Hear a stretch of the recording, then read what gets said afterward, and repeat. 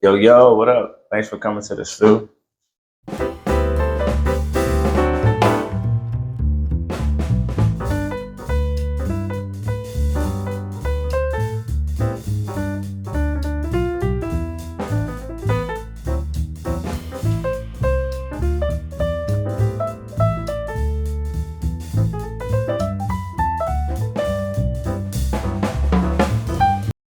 My name is Mark Delmont.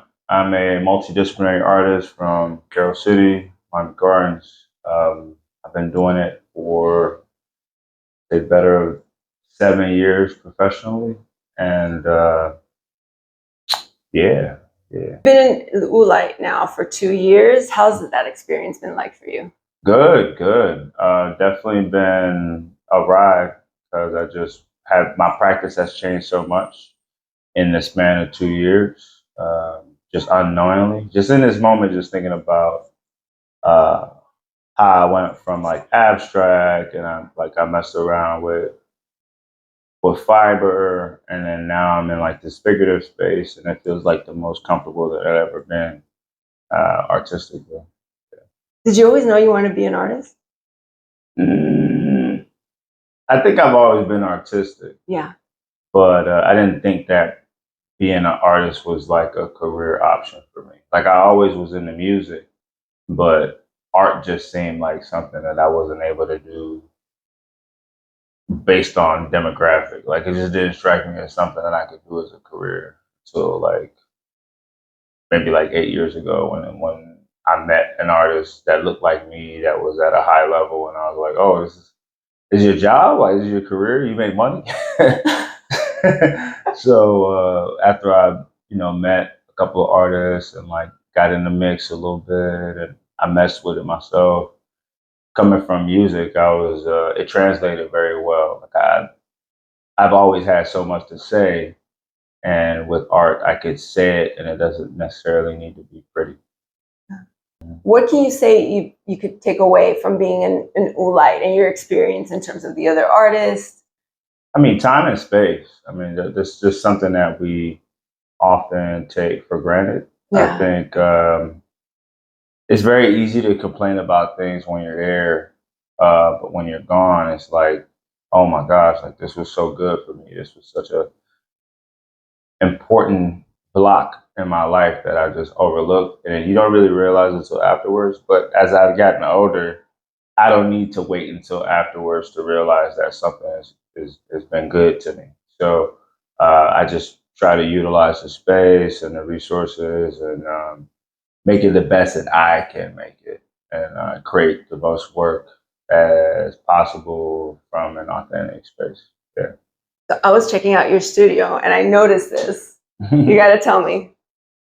Oh, this thing? Yeah. Yeah, that's a barber's tool. Like they use it to like sharpen their blade. I did a little bit of barber work when I was in college and I needed money.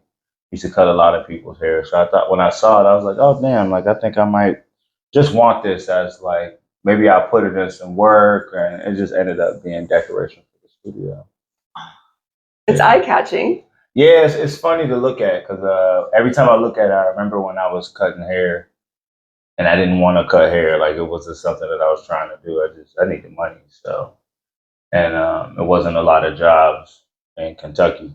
So I was cutting the basketball team's hair. I was cutting the football team hair. I didn't care. I was just trying to make bread. So. And you were in construction too. Yes, yes, yes. You worked in construction.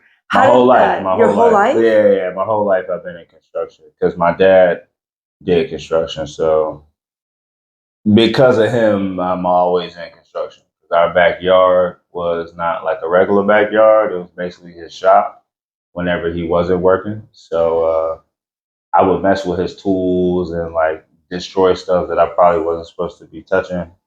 And I was like, his his workspace was like my play space, kind of. So like I would like take stuff apart. And remember there was a time I was like welding something and I didn't know how to weld, and I like almost shot myself just trying to weld. What? Yeah, just like messing around with his stuff. I mean, like it was fun. Thought it was cool because I wanted to be like him. Is that what informed like the techniques, your techniques and how you do things in terms of your work? 100%. I think just not even just like the technique, but the ingenuity that he's had with a lot of things. Like he never needed a lot to get things done. Like he would just make it work with what he had, and that rubs off in artistic practice because you're not gonna always have all the tools. You have to improvise and figure out ways to apply things. Yeah. Because you work with different materials. I know Yeah. you work with denim, you work with leather, steel. How do you use them to tell the stories you want to tell? Is it, do you have an association with them right away? Is it personal objects? Or do you know right off the bat, I need to incorporate this in this particular piece? I mean, I walk around with like big eyes. Like whenever I see something hanging around that like kind of catches my eye and it's something that's like malleable, Yeah. I will likely grab it. Like if I could take it and it won't be a major inconvenience to me, I'm gonna take it because I feel like it'll help me tell a story later on. I'm always looking for like things that ode to blue collar workers of all types. Like it's not just construction. Anybody who puts their body on the line to work, I think that's something that's going to always catch my eye. And that's how I pick up a lot of materials because I like to show the maker of a topic. Like right now, I'm working on a series about like music. And, you know, when you look at a musician, you look at a band, or you go to a concert, you don't really think about the people behind it. You know, I'm thinking about the person that built the stage. I'm thinking about the person that designed the guitar, built the guitar. I'm thinking about the sound man. I'm thinking about a million things when I'm at a space that's entertainment. I'm wondering how it's made. I used to watch the show How It's Made as a kid. Like I just thought it was a really cool show to see the technical aspects of how things are getting built, right? So that's just something that has been embedded in me. And when I use a material, I'm going to use it to better storytell the maker of the environment. You love music. Who's your favorite musicians? Do you have favorite musician? Yeah, can you share?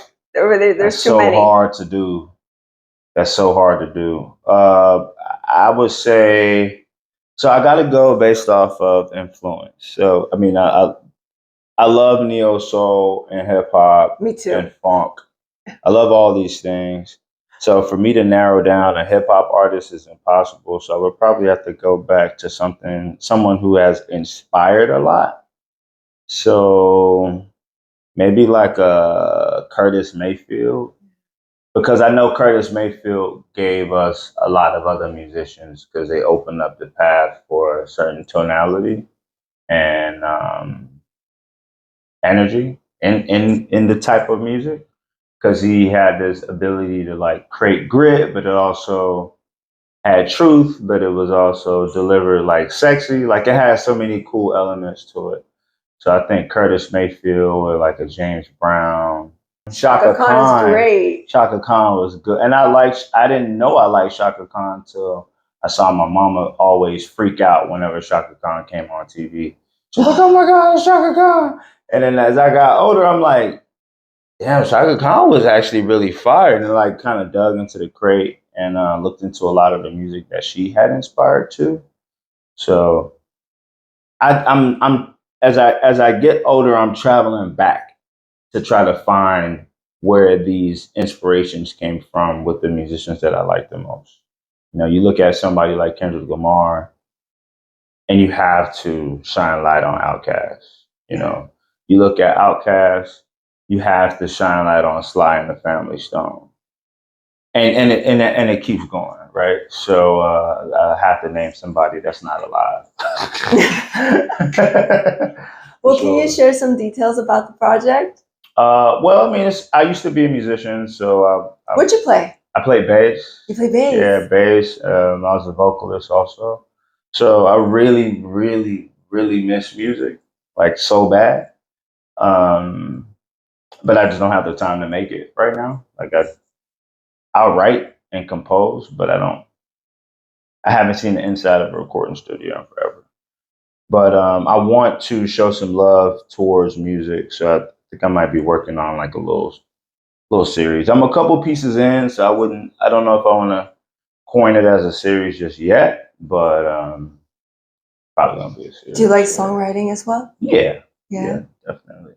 Well, I could tell just based on this piece. Yeah, this is What inspired this? Because there's like this term called "get a drummer song," where the drummer is about to do like a solo, so they kind of everybody dims down so the drummer could get busy, and they don't really do it enough for the bass player. I feel like the bass player is like the most vital and ignored music piece of a group, right? So, and I used to play bass, so when a bass player stops playing or is playing the wrong notes, the whole vibe's off. So it's like give the bass player some. So, and it's always somebody that's super cool, calm, collected, almost like they're not really doing nothing major, but they're a big part. They're the baseline to the whole thing, the core. Beautiful. I saw your exhibition. You're part of Suns and Shadows. Yeah, by Roscoe. By Roscoe. Amazing work. I love your pieces so much. How did that come about? Roscoe hit me up. It was just like, yo, I got this thing I'm putting together. I want you to be a part of the show. I was like, who all in it? Like, who's the people in the show? He told me. I was like, okay, this sounds cool. I'm down. Just give me the details as soon as you can. And he didn't have the title for the show back then. He just knew that it was coming together. And then maybe like a month later, he got back to me. He was like, all right, it's called Suns and Shadows. I was like, well, that's self-explanatory. Because I make a lot of work about my father. I always have. Because you do? Yeah. My pop is in a lot of my work. So him coming to me about doing Suns and Shadows was like, it couldn't have had better timing, considering what all is going on right now. So like, just an opportunity to me to like purposefully do like almost like an ode to him. So I talked about like just the environment that being the son of him created for me. So I used like some materials and stuff that I'm very familiar with from like working on a job. I used a lot of sheet metal. I used rivets instead of screws. I use this English wheel. Yeah. What is this? Can you explain to me what? The English wheel is used by metal workers. They became super famous amongst body people in the 50s, 60s, 70s, and a part of the 80s because they were curving steel to do different paneling on vehicles, where they would go from motorcycles to coupes, sedans, utility vehicles. They kind of curved the metals for fenders and bumpers before fiberglass and the use of plastics became super famous because of the lack of metal. So I use it now because I just like using it to curve metal, and it's super efficient for the curving of metal. I think it does a pretty good job. I fight with it sometimes because it's not a very expensive one. It's a very manual version of an English wheel. There's more efficient English wheels, but I like how tactile it is and how involved I have to be to get something to look how I want it to look. Yeah. I see your books. What are some of your favorites? Simone Leigh, I just really love her sculptures. She's just got really good stuff. I was just given this Haitian painting book. Oh, that was really informative because it's just this big archive of like unknown, not unknown, but just not super notable, famous Haitian painters. They did great work that played a big role in the evolution of art in Haiti. But they're just not known. From Haiti? Yeah, my father is Haitian and my mother's Jamaican. Yeah. Oh. Mm-hmm. And then there's this Black masculinities book. That's interesting. Can Yeah, I see it's some of just that? pretty. Yeah, it's just pretty cool stuff. But it's like it's kind of like a group book almost because there's just all these photographers in here, Mm-hmm. and they have a ton of photos that just challenge the conversation of what masculinity looks like. I'm into it. Oh my God, the colors are amazing. Yeah, Into the photography? palette. Yeah, I love photography. Photography is like my thing. I got into photography a long time ago. It's a great reference point. You used to shoot yourself? I did. But I did it for like therapy. I didn't do it for like I wasn't doing art. I was just doing it because it felt like what I wanted to do. I was using my dad's camera because he was into photography a little bit too. So, like I said, I just copied my dad a lot. Is he the person that's inspired you the most? Artistically, yeah, for sure. Because he used to be, my dad would like take phone calls and like do sketches while he was on the phone calls, and they're like these really weird sketches, like just super obscure shit. And I thought it was kind of cool.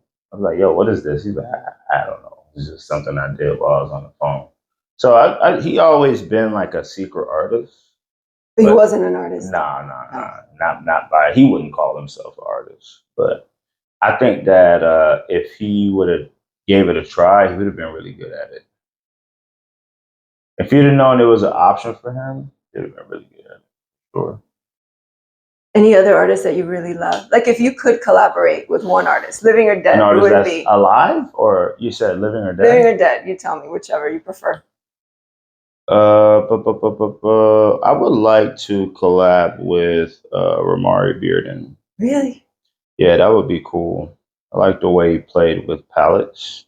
Oh no. Oswaldo Guayasamín. Okay. Yeah, that's who. Yeah, he would be the one because I know I would learn some stuff. He did figurative paintings, but he also did metal sculpture, which is what I Which is like to what do you do. too. Yes. So I just would like to like chop it up with him and like see how he did some stuff and like maybe he could give me a critique. That would have been I feel like that would have been very informative. I would have enjoyed it. And he looks like he's funny. Like he Yeah. looks like he was funny. It's always a plus when you think they have a good personality. Yeah, Yeah. he looks like he was funny. Like when you look at photographs of somebody, they look like a lot of times look very serious Yeah. and poised. I don't think he was one of those people. This is actually the first book, like the first art book I ever got. It's from like maybe like 2013. Whoa. I got it in it got damaged and everything. I got it in Goodwill. Still has a Goodwill sticker on it there for $2.99. That was good. And I learned how to draw hands. That cover is amazing. Yeah, and then I It's a bought it dedication. because it was given as a gift to somebody in 1990, which is the same year I was born. I love getting like pre-owned books, used books, Yeah. because you get to see dedications. It's Yeah, and amazing. then like it's in Spanish, and then it went to Esteban and Andrea. I thought that was pretty cool that the book had that much life to it. I went to a thrift store and bought a really cute purse, and it has somebody's birth control. Yeah, damn, that's crazy. Isn't that crazy? So yeah, that's him. That's Oswaldo. And His figures. Yeah, his figures are insane. crazy. He's probably like my biggest inspo when it comes to just paint style. I wouldn't say that I paint like him, but I do use my negatives and white space the same way. I have exaggerated features, very similar to how he does.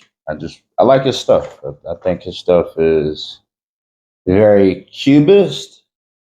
Definitely has some cubist elements to it, but it's super smooth. Like this is play on color. Like who would Actually, yeah. because there's so much To your emotional. palette, though. Yeah, super emotional. There's a lot going on. Yeah. And there's a lot to take away from it. Sometimes he'd use palette knives and then like do super like unique textures for hair. I also really appreciated him because he didn't just paint white people. Like he painted different skin tones. He had a different play on skin tones. And even his grayscale stuff had personality. He had some super cryptic stuff that I thought was really cool because it depicted society and where the world was at the time. You got a couple paintings in here, yeah. These are like his like kind of dark series almost. This is Forms are crazy. Yeah, like the anatomy of it. Yeah. Definitely my biggest inspo, sure. Wow. Yeah, like look at those hands. I really learned how to paint hands through This kind of reminds me of a painter that I love, Angel Costa Leon. Oh, where's he from? Cuba. He died young. Really? Yeah. Was he a part of a show at Mocha? No, he hasn't had an exhibition in the U.S. Really? He's that young? Yeah. Oh man, damn! I'm sorry. But the palette's just really like it reminds me of yours. Very earthy. You used rust. Mm-hmm. Yeah, I love using that rust color. This is a Matador? Yes, it's a part of a Matador series.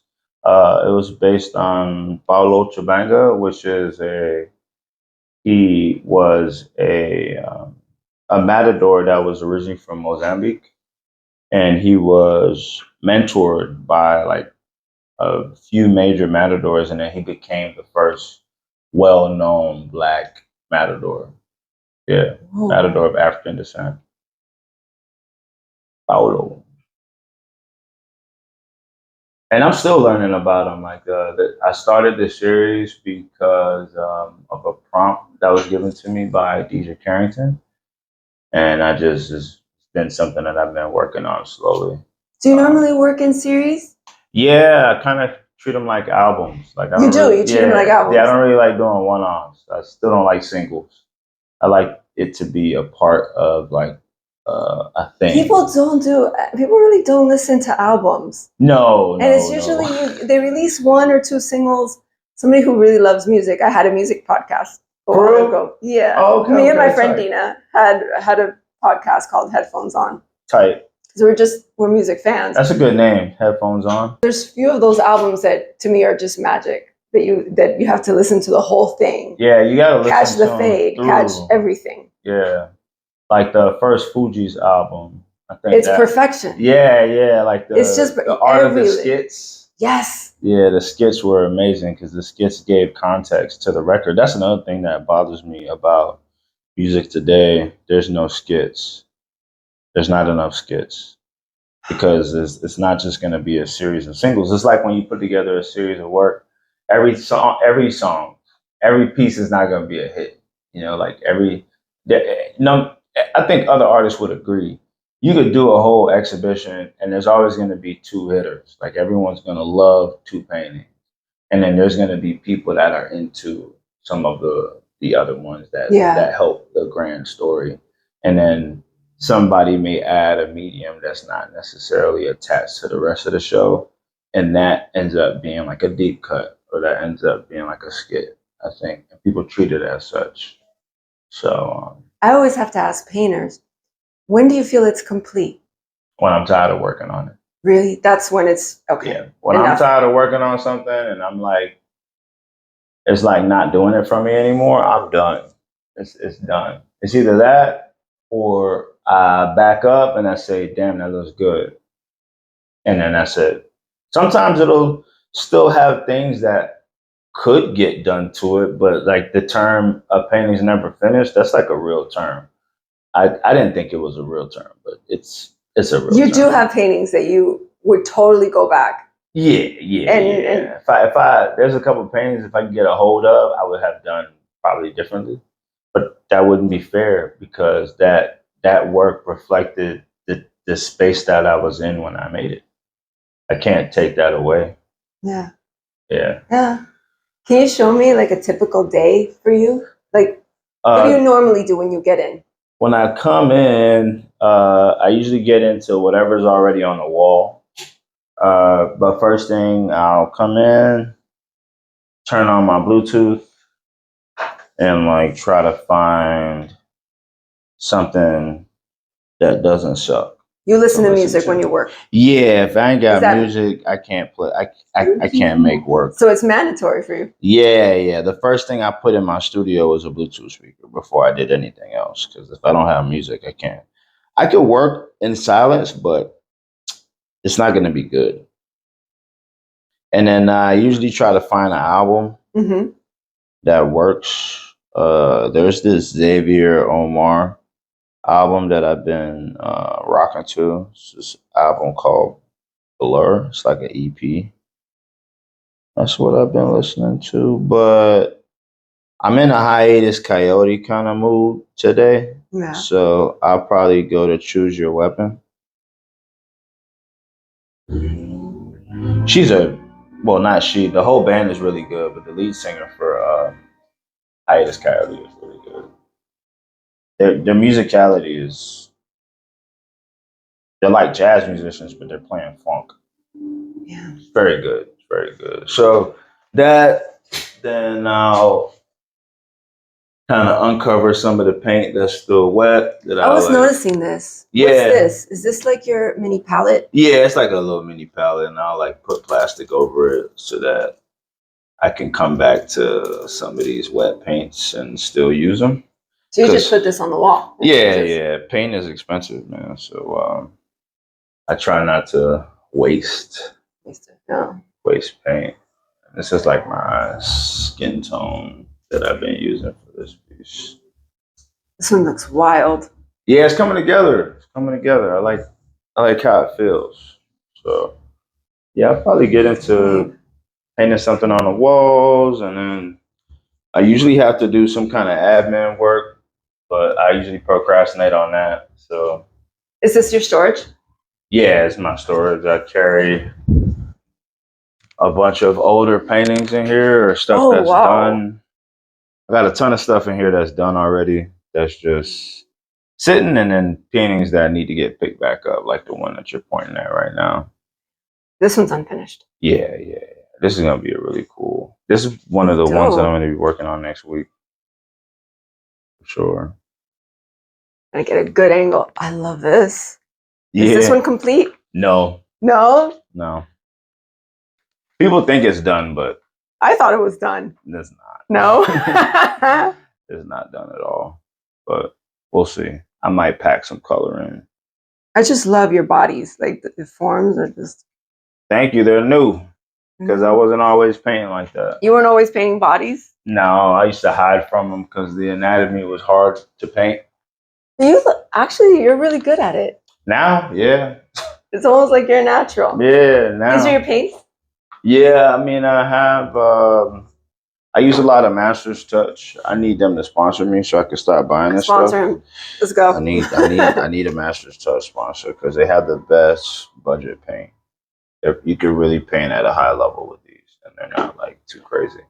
These are like where I keep my general colors. So like raw umber, I use that a lot.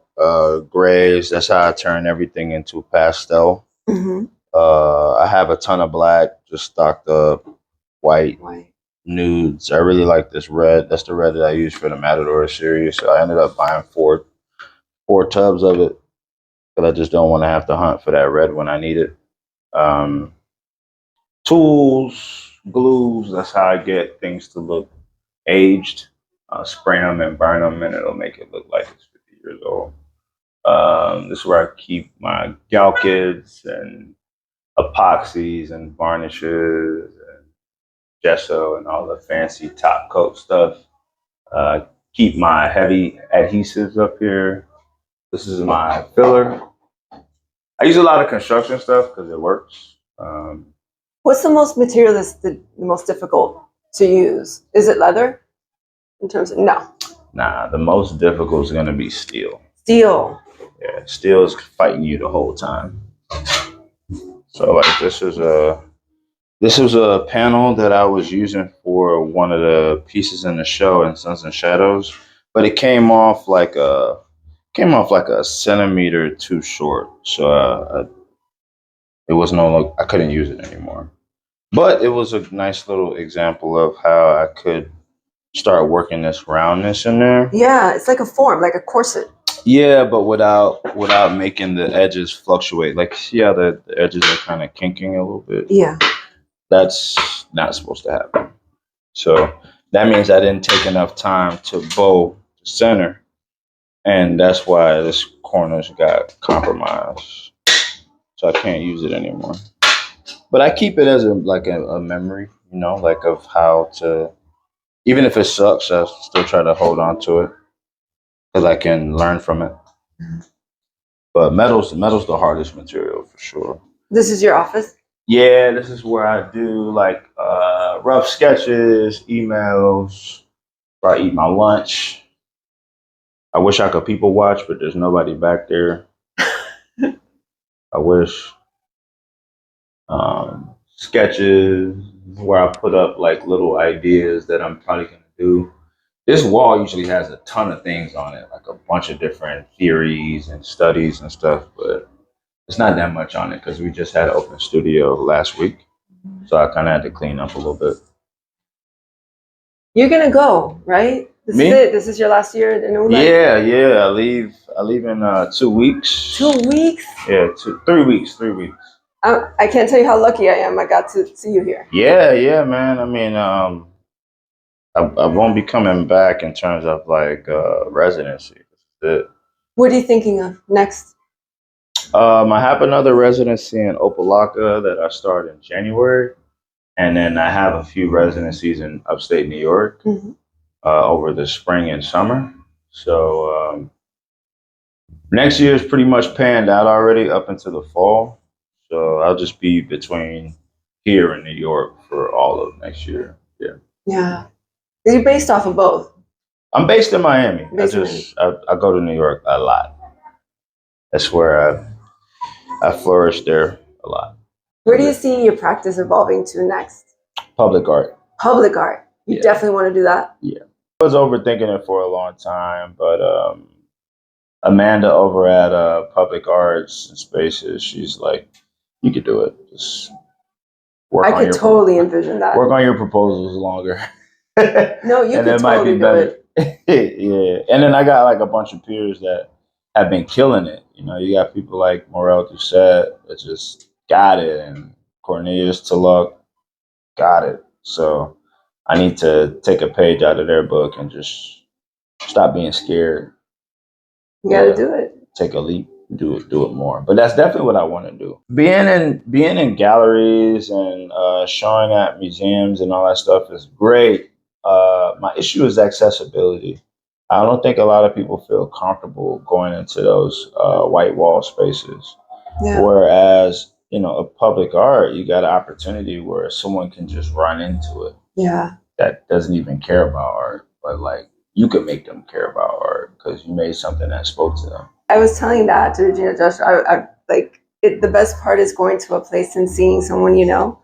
Yeah. Like, oh, my friend's here. Yeah. I can stay now. Yeah. You know what I'm saying? So I think being able to do that, even for people that are out of town, like I like the idea of doing a sculpture that speaks to Black and brown people. And then somebody from out of town comes to Miami and they're like, oh, we got to take a picture with this, because this is like a highlight of the day or a highlight of the trip or whatever. And I just want people to feel seen in the work because they're just not as represented. You'll definitely do it. What's your advice to like young artists, emerging artists, anybody that wants to do what you do? I always ask, is there anything you wish you were told before coming in? Work on the things that you're uncomfortable with and you feel like you're not good at first. Yeah. It's really easy to hone a skill that comes naturally, but if you can learn how to hone something you suck at, that'll just make you a stronger artist. And storytell, like you know, whether it's your story or somebody else's story, you have to storytell. It's like an obligation as artists. And you can storytell in a lot of different ways. You know, it could be in code, it could be literal, you know, be right on the nose. Just make sure that you're storytelling in some way, because